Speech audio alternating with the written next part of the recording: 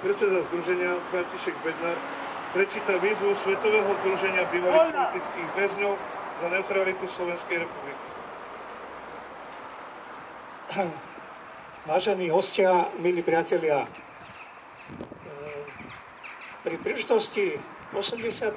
výročia Slovenského národného povstania sme sa rozhodli po verejnom vyhlásení predsedu vlády Roberta Fica o tom, že Slovensku by prospela neutralita, ako on povedal, že by mu svedčala, tak sme sa rozhodli, že dnes vyhlásime celonárodnú výzvu k neutralite Slovenskej republiky a vyzveme vládu, prezidenta, poslancov Národnej rady, aby vyhlásili referendum o neutralite Slovenska.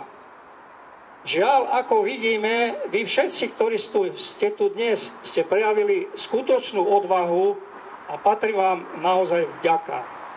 Žiaľ, nie sú tu medzi nami tí, o ktorých som si myslel, že po verejnom vyhlásení predsedu vlády Roberta Fica budú prví iniciovať petície, výzvy, aby sme vystúpili z NATO, pretože NATO je príčinou vojny na Ukrajine, konkrétne rozširovanie NATO, hoci po rozpade Sovietskeho zväzu mu slúbili, že NATO sa nebude rozširovať k ruským hraniciam.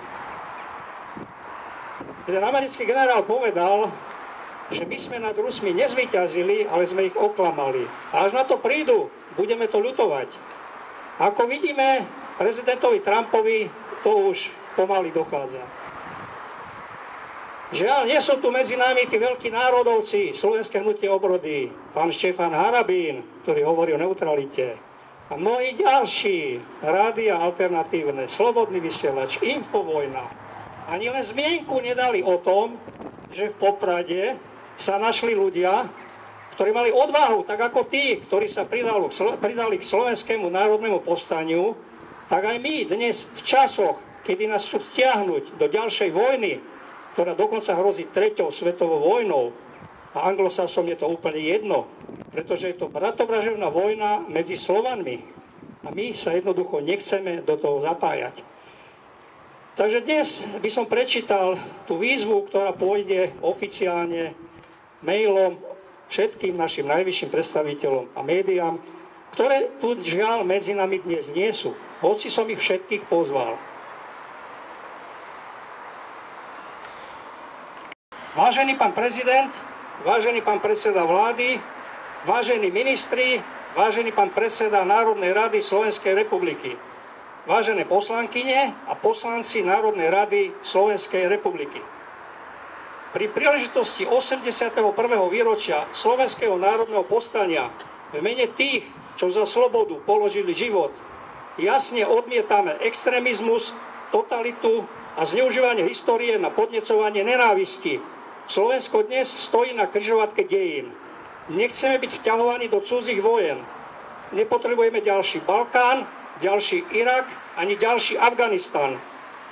Na vládu i verejnosť sa obraciame nie ako privrženci politických strán, ale ako občania, ktorí si ctia slobodu, demokraciu a mier. Z historickej skúsenosti čerpáme presvedčenie, že neutralita je cestou k mieru, bezpečnosti a suverénnemu rozhodovaniu Slovenskej republiky. Poučenia z dejín v roku 1938 absencia neutrality umožnila, aby zbranie z bývalého Československa slúžili nacistickej agresii. V roku 1968 vojska Varšavskej zmluvy násilne potlačili snahy o neutralitu, ktorá si v čase studenej vojny vyžadovala mimoriadnu odvahu. Pod zámienkou tzv. Obmedzenej suverenity následne Československo okupovali vojska Varšavskej zmluvy 23 rokov. Dnes opäť čelíme tlaku na zvyšovanie zbrojenia a riziku zatiahnutia do konfliktov, ktoré nie sú v záujme slovenských občanov. Slovensko má právo rozhodnúť o svojej bezpečnostnej politike, pretože neutralita je jediným racionálnym krokom k mieru a stabilite. Preto žiadame referendum o neutralite, aby o budúcnosti rozhodli občania, nie cudzie mocnosti. Zvyšovanie vojenských výdavkov na 5% HDP na úkor sociálnych potrieb a životnej úrovne slovenských občanov považujeme za ekonomicky neúnosné, nespravodlivé a hazard s budúcnosťou našej krajiny. Rozhodnutie o výške výdavkov na zbrojenie musí zostať suverénnym rozhodnutím Slovenska. Ani prezident Trump, ani Brusel nemajú právo nám ho vnúcovať. O našej budúcnosti rozhodujú naši zvolení zástupcovia vo vláde a parlamente, ktorí sú priamo zodpovední slovenským občanom, nie cudzím mocnostiam. Neutralita nie je prejavom slabosti, je dôkazom odvahy a zodpovednosti postaviť sa za národ. Príklady štátov ako Rakúsko, Švajčiarsko, Írsko či Malta, ktoré na obranu vynakladajú menej ako 1% HDP, potvrdzujú, že mierová politika je možná a prospešná. Výhody neutrality pre Slovensko. Poprvé, bezpečnosť investícií. Zahraničné investície nie sú vojenským cieľom. Nezapájanie sa do vojnových konfliktov, na rozdiel od minulosti. Pripomeniem povolenie preletov pre bombardovanie Jugoslávie, misie v Iraku a Afganistane. Energetická bezpečnosť. Neutralita umožní namiesto zbrojenia energetickú nezávislosť a stabilitu odkúpením podielov v energetických spoločnostiach. Univerzálna diplomacia umožňuje rovnocennú spoluprácu so všetkými krajinami bez ohľadu na bloky vrátane Ruska a Číny. Ekonomická ochrana chráni občanov pred finančnou záťažou sankcií a zbrojných výdavkov. Suverénna identita v súlade s historickou skúsenosťou posilňuje nezávislosť po 10 ročiach podriadenosti cudzím mocnostiam. Neutralita fakty versus mýty. Slovenská republika patrí medzi krajiny s najvyšším počtom generálov na počet obyvateľov. Aktuálny stav z februára 2004. Ozbrojené sily Slovenskej republiky majú 31 aktívnych generálov. Od brigádnych generálov po generálplukovníkov v rôznych funkciách a expertných pozíciách. Štatistika nezahŕňa generálov vo výslužbe s výsluhovými dôchodkami. Pomery na obyvateľa. Počet obyvateľov Slovenskej republiky podľa štatistického úradu z roku 23 5 424 000.